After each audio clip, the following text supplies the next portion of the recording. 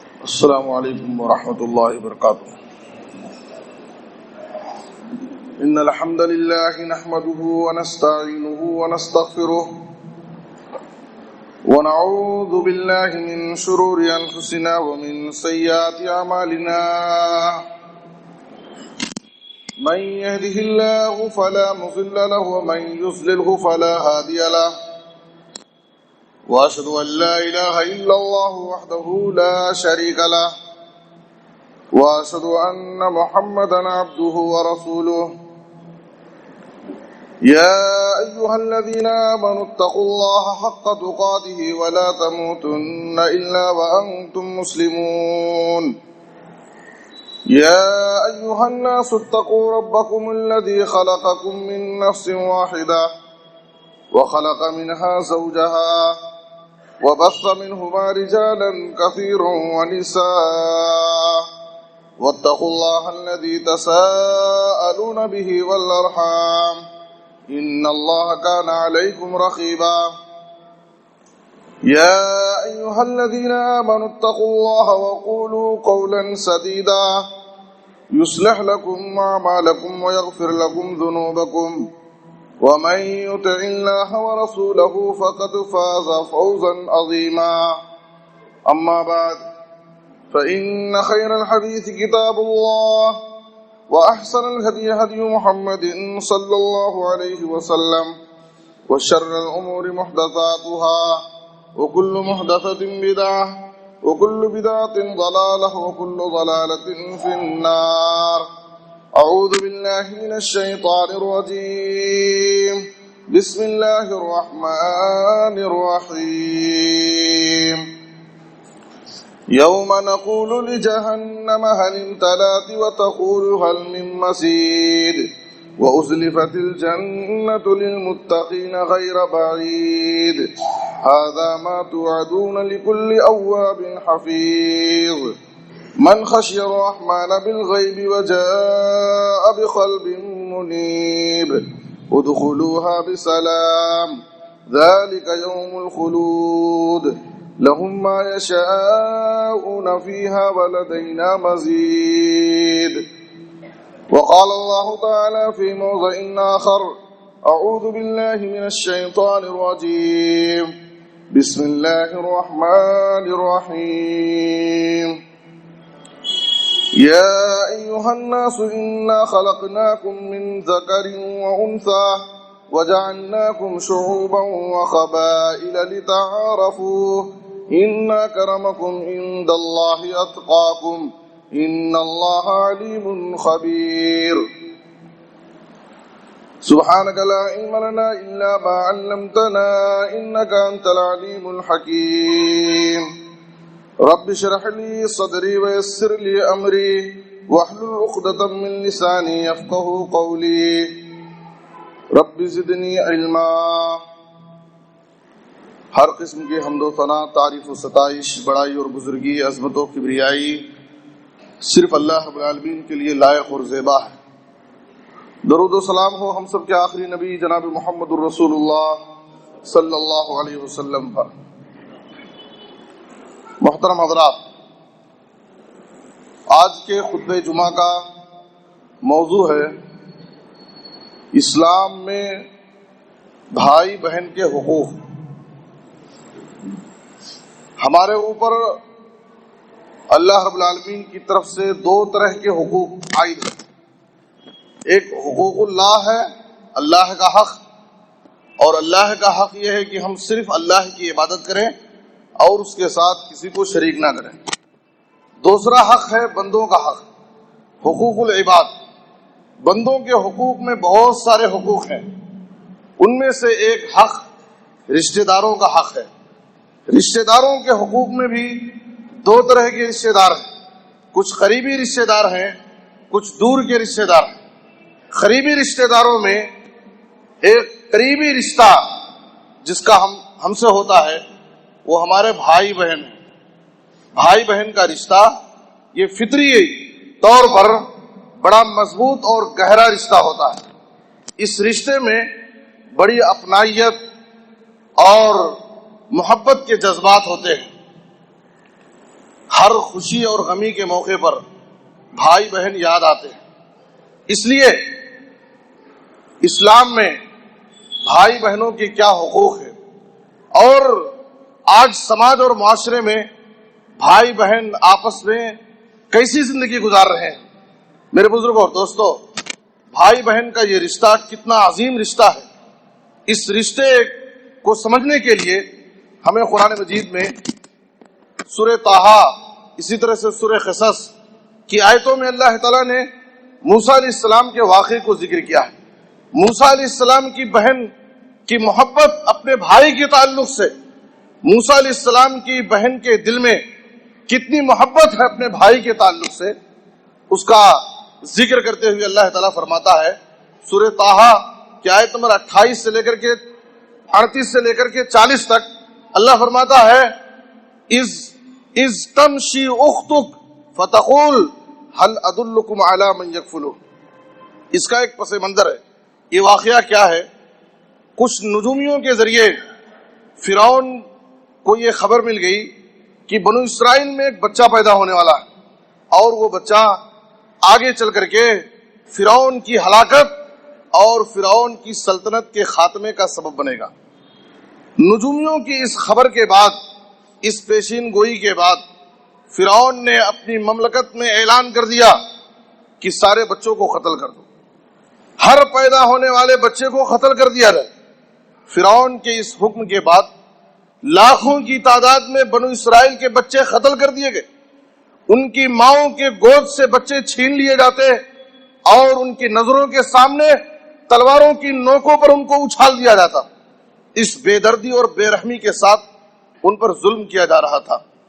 ایسی عورتیں جن کے بارے میں فرعون کی پولیس اور فوج کو یہ معلوم ہوتا کہ اس عورت کے پیٹ میں بچہ ہے تو حمل والی عورتوں کے حمل کو بھی ضائع کر دیا جاتا. ایسا ظلم و ستم فرعون اور فرعونیوں کی طرف سے بنو اسرائیل پر ہو رہا تھا. میرے بزرگوں اور دوستو، ایسے وقت میں موسیٰ علیہ السلام پیدا ہوتے ہیں. موسیٰ علیہ السلام کی پیدائش کے بعد ان کی ماں کو فطری طور پر خوف دل میں تھا، ڈر تھا کہ میرے اس بچے کی حفاظت کیسے ہوگی. فرعون کے فوجیوں کو، اس کے پولیس کو اگر معلوم ہو گیا تو اس میرے بچے کو قتل کر دیں گے. اللہ تعالیٰ نے فرعون کے موسیٰ علیہ السلام کے ماں کے دل میں یہ بات ڈالی کہ اس بچے کو تم دودھ پلاتی رہو، لیکن اگر تمہیں اس بچے کے تعلق سے ڈر خوف پیدا ہو تو ایک کام کرو، ایک صندوق میں اس بچے کو رکھ دو اور رکھ کر کے اس صندوق کو دریا میں ڈال دو. آپ غور کیجئے، یہ پورا واقعہ اللہ تعالیٰ نے سورہ قصص میں ذکر کیا ہے. کہنا اور سننا بہت آسان ہے. اس ماں کی ممتا کا کیا کہنا کہ معصوم گود کا بچہ، اس بچے کو صندوق میں رکھ کر دریا کے حوالے کرنا. لیکن اس ماں کو رب کی ذات پر یقین ہے، بھروسہ ہے. اللہ کی اس حکم پر عمل کیا اور بچے کو صندوق میں رکھا، دریا کے حوالے کر دیا. موسیٰ علیہ السلام کی بہن سے ماں نے کہا دیکھتی جاؤ، اس صندوق کا پیچھا کرو اور دیکھو کہ یہ صندوق بہتے ہوئے کہاں جاتا ہے اور کون اسے اٹھاتا ہے. موسیٰ علیہ السلام کی بہن اس صندوق کا پیچھا کر رہی تھی. اسی کا ذکر اللہ نے کیا اِذْ تَمْشِي أُخْتُكَ. اس وقت کو یاد کرو جب تمہاری بہن، اے موسیٰ، تمہاری بہن تمہارے پیچھے پیچھے چل رہی تھی، تمہارے تعاقب میں چل رہی تھی. اس کے بعد واقعہ تفصیل ہے. آل فرعون نے اس صندوق کو اٹھا لیا. فرعون کے سامنے اس صندوق کو کھولا گیا، دیکھا کہ ایک بچہ ہے جس کی ماں نے اس بچے کی حفاظت کے لیے اس کو صندوق میں رکھ کر کے دریا میں پھینک دیا ہے. فرعون اس کو قتل کرنا چاہ رہا تھا. اب تک لاکھوں بچوں کا وہ قاتل ہو چکا ہے، لیکن اس کی نیک بیوی کے کہنے پر کہا قرۃ عین لی ولک، یہ بچہ میری اور آپ کی آنکھوں کا ٹھنڈک، لا تقتلوہ، اس بچے کو قتل مت کرو، عسیٰ ان ینفعنا، ہو سکتا ہے کہ یہ بچہ ہمارے کام آئے، ہم کو فائدہ دے، او نتخذہ ولدا، یا اس بچے کو ہم اپنا بچہ بنا لیں گے. فرعون اپنی بیوی کی بات میں آ گیا اور اس بچے کو قتل نہیں کیا. اب اس بچے کی پرورش کیسے ہو، کون اسے دودھ پلائے؟ فرعون نے اپنے دربار میں اعلان کر دیا. دودھ پلانے والی عورتیں حاضر ہوئیں. ہر عورت کوشش کر رہی ہے کہ موسیٰ علیہ السلام کو دودھ پلائے، لیکن بچہ دودھ پینے کے لیے تیار نہیں ہے۔ ساری عورتیں کوشش کر رہی ہیں لیکن بچہ دودھ پینے کے لیے تیار نہیں ہے۔ موسیٰ علیہ السلام کی بہن اس واقعے کو دور کھڑی ہو کر کے اس منظر کو دیکھ رہی، قریب گئی اور کہا ہل ادلکم علی من یکفلہ، میرے سامنے ایک تدبیر ہے، میں ایک گھر جانتی ہوں، اگر آپ نے بہت ساری عورتوں کو ٹرائی کیا، ایک گھر کی میں بھی رہنمائی کرتی ہوں، اس ماں کو بلایا جائے، ہو سکتا ہے کہ اس ماں کا دودھ بچہ پی۔ اس تدبیر کے ذریعے موسیٰ علیہ السلام کی بہن کی اس تدبیر سے موسیٰ علیہ السلام اپنی ماں کے پاس پہنچتے ہیں اور ان کی ماں انہیں دودھ پلاتی ہے۔ یہ اللہ کا وعدہ تھا کہ اے موسیٰ کی ماں، تم خوف نہ کھاؤ، ڈرو مت، اللہ کے حکم پر اس بچے کو صندوق میں رکھ کر دریا میں ڈال دو، اس کی حفاظت ہم کریں گے، اور ایک وقت آئے گا کہ اس بچے کو تمہارے پاس دوبارہ لوٹائیں گے، واپس کریں گے۔ اللہ تعالیٰ نے اپنے حکم کے مطابق بچے کو موسیٰ علیہ السلام کی ماں کے واپس کر دیا۔ میرے بزرگ اور دوستو، غور کیجئے کہ موسیٰ علیہ السلام کی بہن کے دل میں اپنے بھائی کے تعلق سے کس قدر اپنائیت ہے، کیا محبت ہے، اور کیسی حسن تدبیر کے ذریعے بہن نے اپنے بھائی کو اپنے ماں سے ملایا اور اپنے ماں کے پاس اس کے گھر پہنچایا۔ سیرت نگاروں نے ایک واقعہ لکھا ہے، حجاج بن یوسف کے پاس اس کے دربار میں ایک عورت آتی ہے، اس عورت کا بھائی، اس کا بیٹا، اس کا شوہر، 3 لوگ حجاج بن یوسف کے ہاں قیدی بنائے گئے تھے۔ حجاج بن یوسف نے پوچھا اس عورت سے، تم کہاں آئی ہو، تمہارا کیا معاملہ؟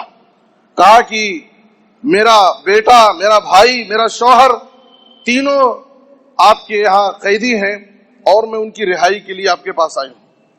حجاج بن یوسف نے اس عورت کے سامنے ایک عجیب و غریب شرط رکھی اور کہا تم تینوں کی رہائی کے لیے آئی ہو، لیکن میں تم سے کہتا ہوں کہ ان تینوں میں سے کسی ایک کو میں رہا کروں گا، تینوں میں سے کسی ایک کو رہا کروں گا، اور تمہیں اختیار دیتا ہوں کہ تم ان تینوں میں سے جو تمہارے لیے زیادہ، جس کی تمہیں ضرورت ہو اور جو تمہارے نزدیک زیادہ اہم ہو، تم ان تینوں میں سے کسی ایک کا انتخاب کرو۔ یہ عورت کے لیے بڑی مشکل گھڑی تھی، ایک طرف بیٹا ہے، دوسری طرف شوہر ہے، اور تیسری طرف بھائی ہے، اور ان تینوں میں سے کسی ایک کو رہائی کا حجاج بن یوسف نے اجازت دی۔ اس عورت نے کہا ٹھیک ہے، میرے بھائی کو میرے حوالے کر دو، میرے بھائی کو میرے حوالے کر دو۔ حجاج بن یوسف یہ جواب سن کر تعجب میں پڑ گیا، پریشان ہو گیا کہ آخر اس خاتون نے اپنے بیٹے کو کیوں نہیں انتخاب کیا، آخر اس خاتون نے اپنے شوہر کا انتخاب کیوں نہیں کیا، یہ خاتون اپنے بھائی کو کیوں مانگ رہی؟ پوچھا کہ تم نے اپنے بھائی کا انتخاب کیوں کیا؟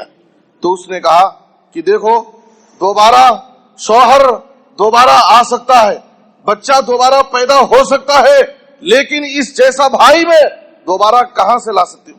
حجاج بن یوسف اس عورت کی اس حاضر جوابی کو سن کر کے ان تینوں کو رہا کر دیا، ان تینوں کو قید سے چھڑا دیا۔ اس خاتون کی نظر میں بھائی کی محبت، بھائی کا مقام، بھائی کیا ہوتا ہے، وہ عورت، وہ بہن سمجھتی تھی اور بھائی کی محبت اپنے دل میں رکھتی تھی۔ میرے بزرگ اور دوستو، قرآن مجید میں سورہ طٰہٰ اور سورہ قصص میں موسیٰ علیہ السلام کے بھائی کا واقعہ ذکر کیا۔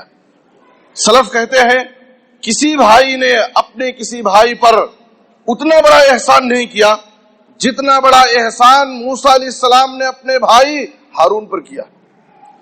دنیا میں، دنیا انسانیت میں کسی بھائی نے کسی بھائی پر اتنا بڑا احسان نہیں کیا ہے جتنا بڑا احسان موسیٰ علیہ السلام نے اپنے بھائی ہارون پر کیا ہے۔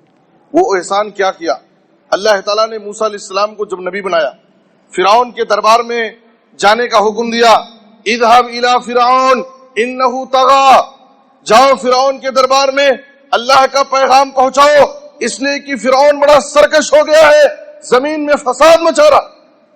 ان فرعون علا فی الارض، فرعون زمین میں بہت بڑائی کر رہا ہے، انا ربکم الاعلی کا دعویٰ کر رہا ہے، اللہ کے بندوں پر ظلم کر رہا ہے، جاؤ اس کے دربار میں، اسے اللہ کا پیغام پہنچاؤ، اللہ کی طرف اس کو بلاؤ۔ اس وقت موسیٰ علیہ السلام نے اللہ رب العالمین سے معذرت کی، اللہ رب العالمین سے ایک درخواست کی، کہا اپنے لیے دعا کی، رب اشرح لی صدری ویسر لی امری واحلل عقدۃ من لسانی یفقهوا قولی واجعل لی وزیرا من اہلی ہارون اخی اشدد بہ ازری۔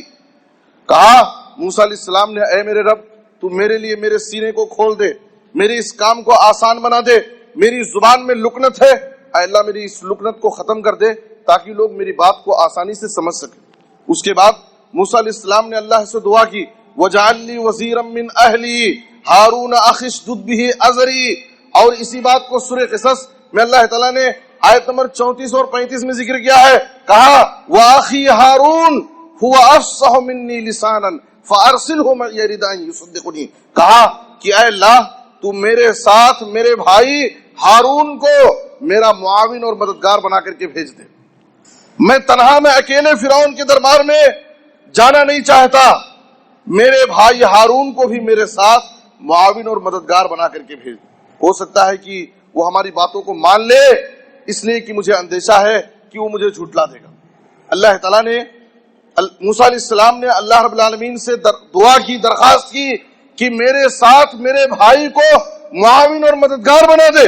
اللہ تعالیٰ نے کیا کہا، سَنَشُدُّ عَضُدَكَ بِأَخِيكَ، ٹھیک ہے تم اپنے ساتھ اپنے بھائی کو لے جانا چاہتے ہو، میں تمہارے بازو کو تمہارے بھائی کے ذریعے مضبوط کروں گا۔ اس آیت میں مفسرین کہتے ہیں ایک بھائی کے لیے طاقت ہے۔ اللہ تعالیٰ نے موسیٰ علیہ السلام کے سپورٹ کے لیے، طاقت کے لیے ان کے بھائی ہارون کو ساتھ میں معاون اور مددگار بنا کر کے فرعون کے دربار میں اللہ کا پیغام پہنچانے کے لیے بھیجا۔ ایک بھائی کے لیے طاقت۔ آپ دیکھیے سماج اور معاشرے میں بھائی کے لیے طاقت بننے کے بجائے ایک بھائی اپنے بھائی کو کمزور کرنے کے پیچھے پڑا، ایک بھائی اپنے بھائی کے مقابل اس کے مد مقابل اس سے ٹھہر جاتا ہے اور اس سے لڑائی کرتا ہے، اختلاف کرتا ہے، اس سے دشمنی کرتا ہے۔ میرے بزرگ اور دوستو، موسیٰ علیہ السلام نے اپنے رب سے اپنے بھائی کی مغفرت کے لیے دعا کی۔ سورہ اعراف کی آیت نمبر 150 پر 1 میں رب اغفر لی ولأخی وادخلنا فی رحمتک وانت ارحم الراحمین، اے میرے رب تو مجھے معاف کر دے اور میرے بھائی کو معاف کر دے اور تو ہمیں اپنی رحمت میں داخل کر دے، تو ارحم الراحمین ہے۔ آپ غور کیجئے کہ موسیٰ علیہ السلام نے کس طرح سے اپنے بھائی ہارون کو اپنا معاون اور مددگار بنایا اور موسیٰ علیہ السلام نے اپنے بھائی کو اپنے ساتھ نبی بنوا دیا اللہ رب العالمین سے دعا کر کے۔ تو اس لیے علماء کہتے ہیں کہ سب سے بڑا احسان ایک بھائی پر جس نے کیا، وہ موسیٰ علیہ السلام نے اپنے بھائی پر احسان کیا کہ ان کو اللہ سے دعا کر کے اپنے بھائی کو انہوں نے نبی اور رسول بنوا دیا۔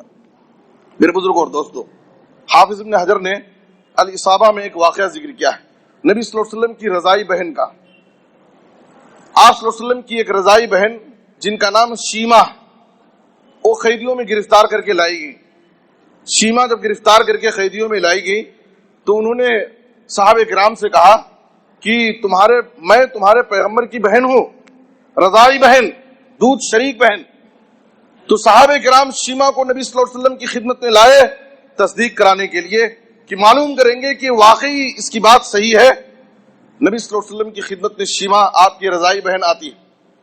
پہنچنے کے بعد آپ کی رضائی بہن شیمہ نے کہا، اپنی پیٹھ پر دکھایا اور کہا کہ یہ دیکھیے بچپن میں آپ نے مجھے دانت کاٹا تھا اور اس کا نشان ابھی تک میری پیٹھ میں لگا ہوا ہے۔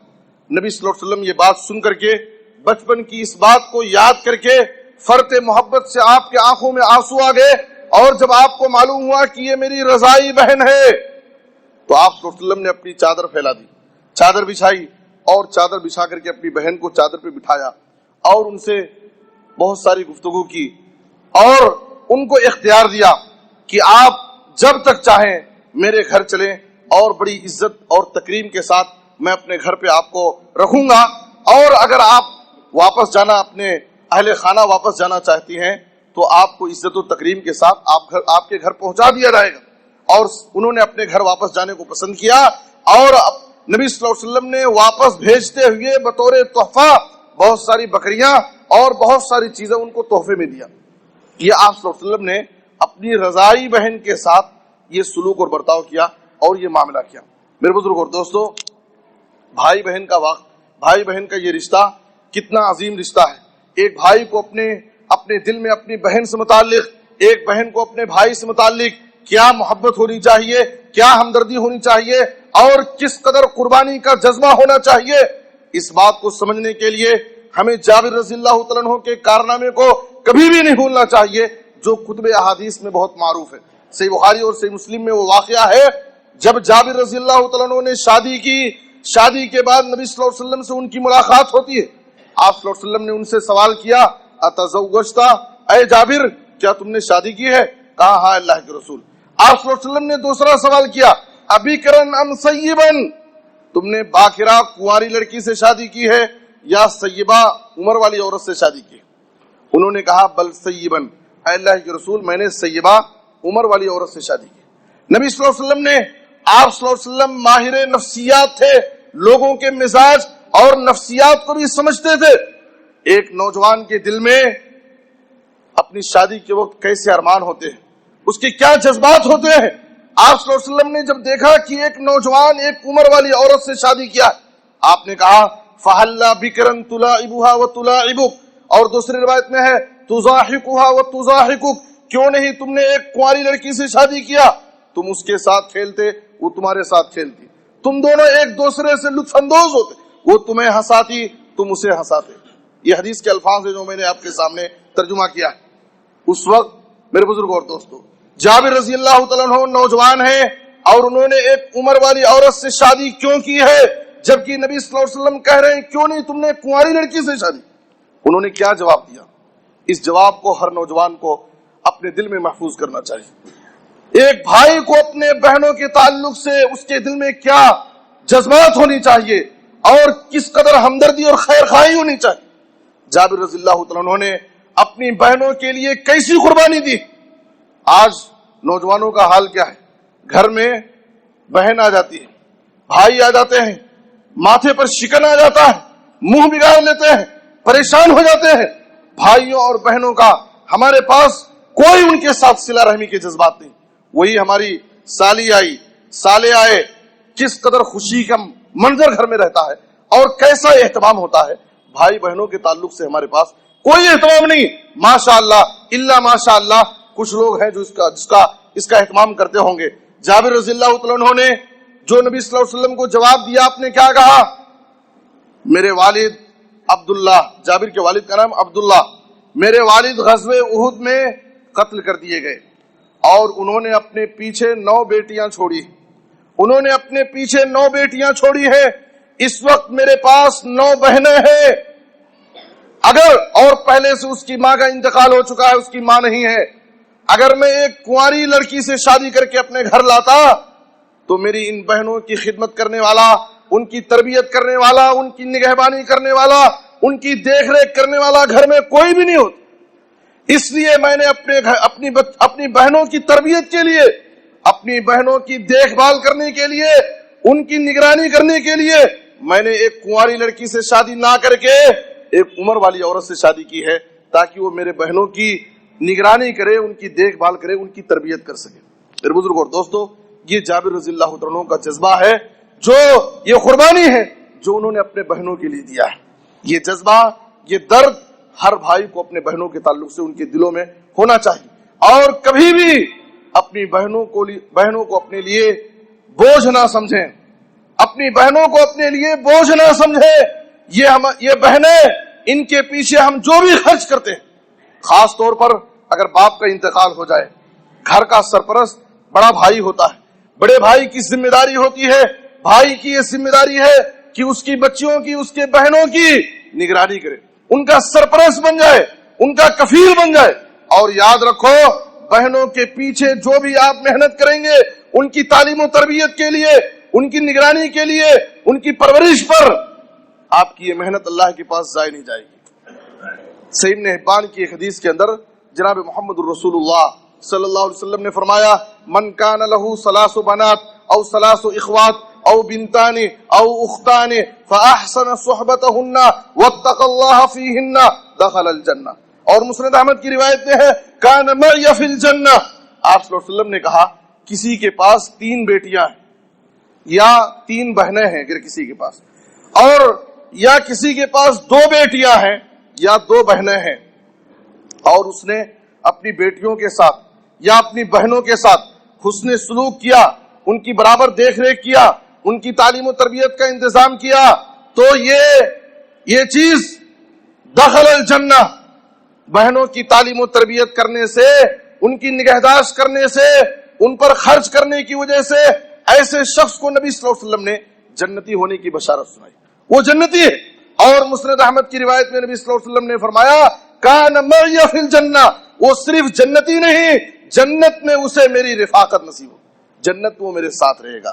جس نے اپنی 3 بیٹیوں یا جس نے اپنی 3 بہنوں یا 2 بیٹیوں اور 2 بہنوں کی نگہداشت کیا، ان کی تعلیم و تربیت پر خرچ کیا، ان کی کفالت کیا اور ان کا تعاون کیا، ایسے شخص کو نبی صلی اللہ علیہ وسلم نے کہا کہ ایسا بھائی یا ایسا باپ میرے ساتھ جنت میں رہے، انہیں جنت میں میری رفاقت نصیب ہوگی۔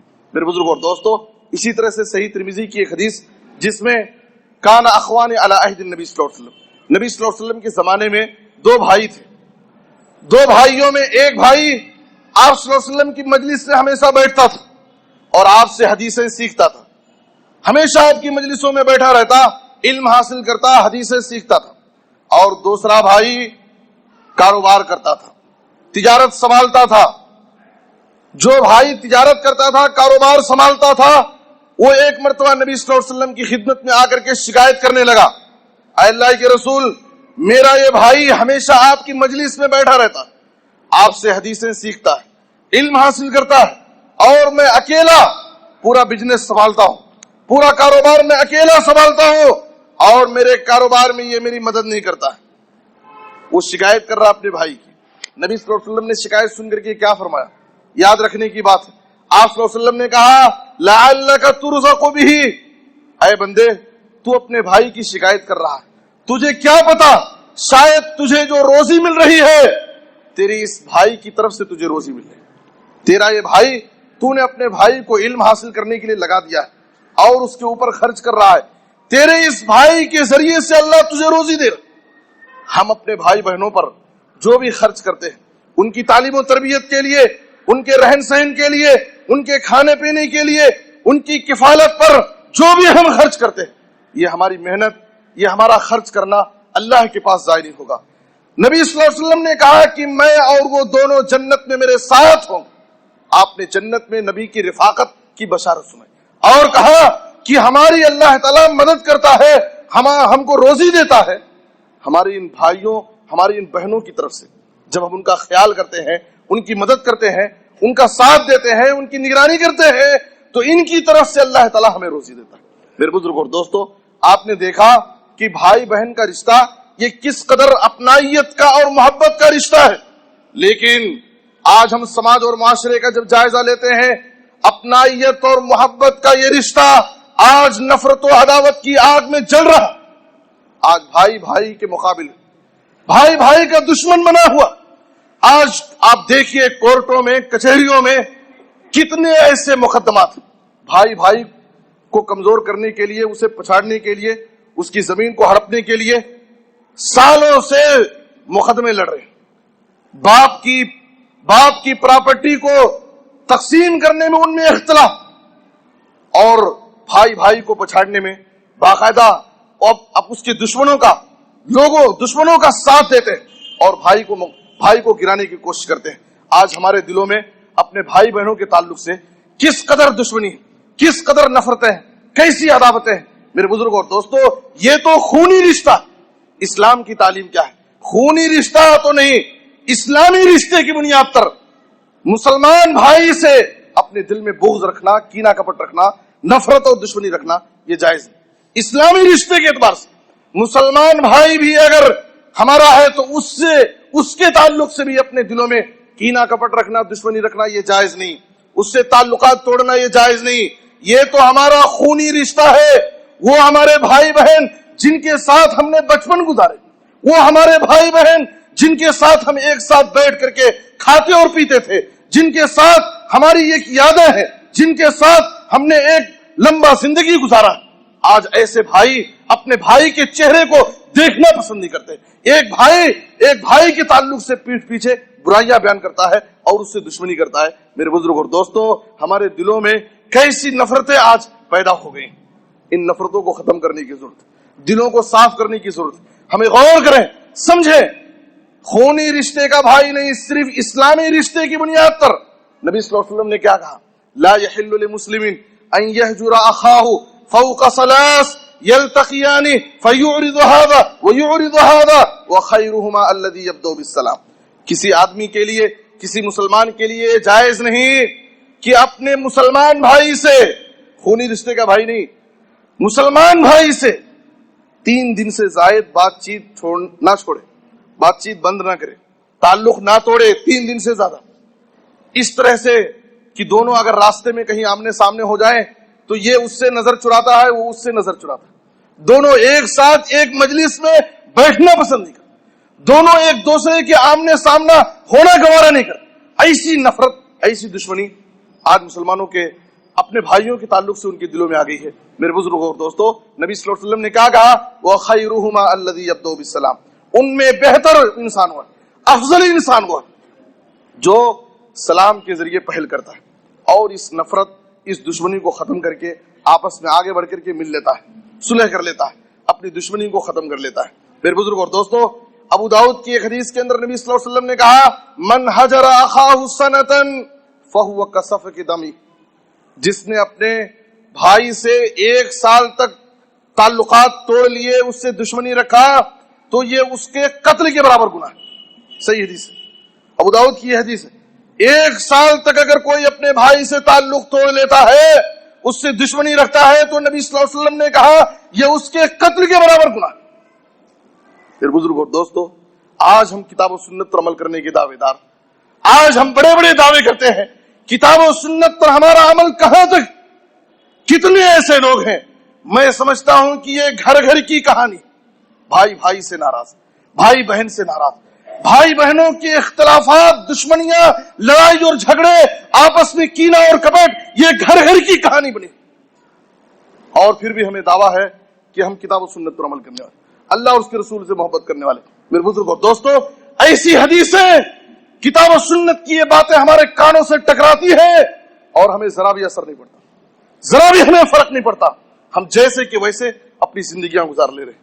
میرے بزرگ اور دوستو، نبی صلی اللہ علیہ وسلم نے کہا، صحیح مسلم کی حدیث ہے: تفتح ابواب الجنہ یوم الاثنین و یوم الخمیس. ہفتے میں 2 مرتبہ. دیکھو یہ کتنی بری چیز ہے. ایک مسلمان اپنے مسلمان بھائی سے، خونی رشتے کا بھائی تو اور زیادہ ہماری اخوت اور ہماری محبت کا محتاج ہے. ایک مسلمان ہونے کے ناطے کسی بھائی سے اگر اپنے دلوں میں رنجش رکھیں گے، بغض رکھیں گے، دشمنی رکھیں گے، تو یہ کتنا بڑا گناہ ہے اور کتنا سنگین گناہ ہے. میرے بزرگ اور دوستو، ہفتے میں 2 مرتبہ پیر اور جمعرات کے دن جنت کے دروازے کھولے جاتے ہیں. صحیح مسلم کی حدیث میں ہے، جنت کے دروازے کھولے جاتے ہیں. فَيُغْفَرُ لِكُلِّ عَبْدٍ لَا يُشْرِكُ بِاللَّهِ شَيْئًا. اللہ تعالیٰ بہت سارے مومنوں اور موحدوں کی مغفرت کرتا ہے. اپنے مومن اور موحد بندوں کی جو اللہ کے ساتھ کسی کو شریک نہیں کرتے، ان کی معافی کا اعلان کرتا ہے. لیکن اللہ کی اس رحمت سے، اللہ کی اس مغفرت سے محروم ہوتے ہیں ہر ہفتے اور ہر پیر اور جمعرات کو. کون لوگ؟ الا رجلا كانت بينه وبين اخيه شحناء.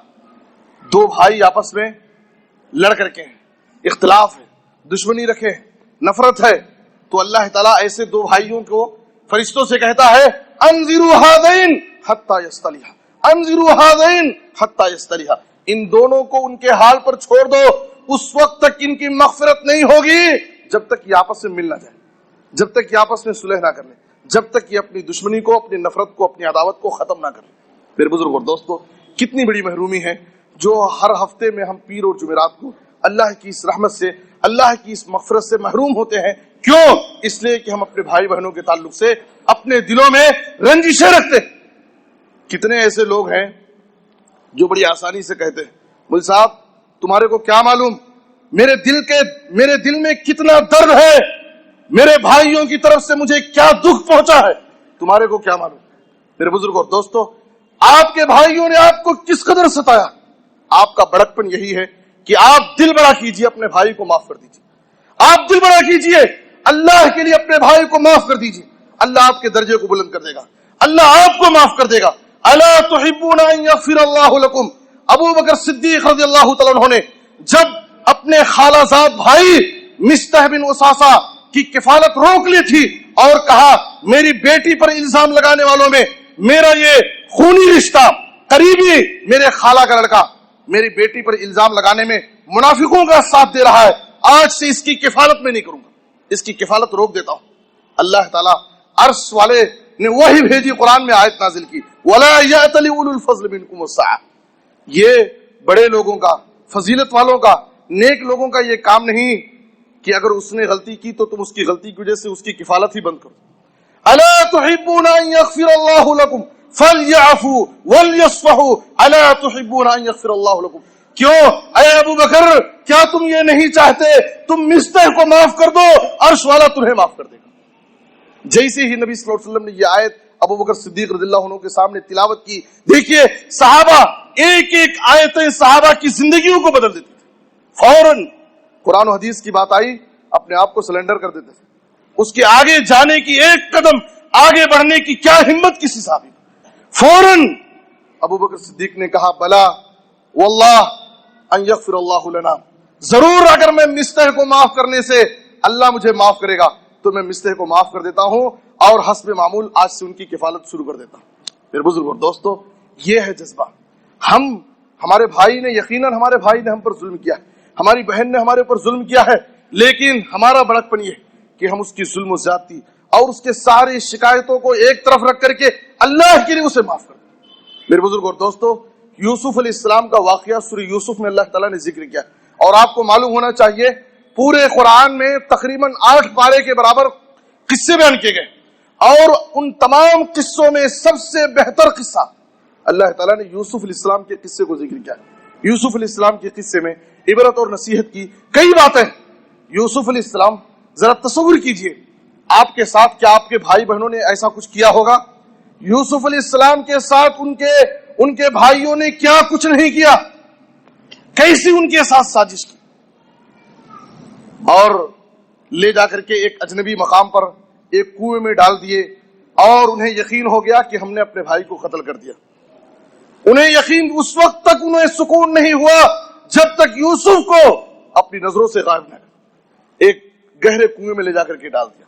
میرے بزرگ اور دوستو، اللہ جس کی حفاظت کرنا چاہے دنیا کی کوئی طاقت اسے نقصان نہیں پہنچا سکتی۔ یاد رکھیے موسیٰ علیہ السلام کی پرورش اللہ تعالیٰ نے فرعون کے دربار میں فرعون کے شاہی خرچ پر کرایا۔ اللہ جس کی حفاظت کرنا چاہے، لاکھوں بچوں کو فرعون نے قتل کرایا، لیکن موسیٰ جس کے ذریعے سے فرعون کی سلطنت کا خاتمہ ہوگا، وہی فرعون کے شاہی دربار میں شاہی خرچ پر اس کی پرورش ہو رہی۔ اللہ جس کی حفاظت کرنا چاہے دنیا کی کوئی طاقت اسے کچھ بھی نقصان نہیں کر سکتی۔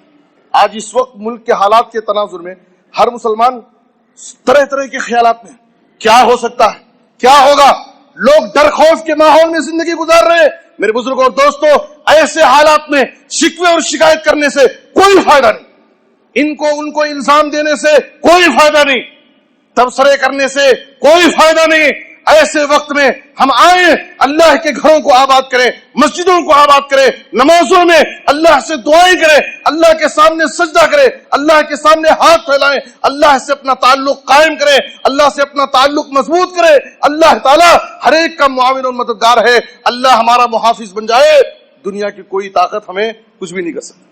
ہمیں یقین ہونا چاہیے۔ سورہ تغابن کی آیت نمبر 11 میں اللہ نے کہا ما اصاب من مصیبت الا باذن اللہ، جب تک رب کا حکم نہ ہو، رب کی مرضی نہ ہو، اللہ کی اجازت نہ ہو، کوئی بھی مصیبت، کیسی بھی پریشانی ہماری زندگیوں میں نہیں آ سکتی۔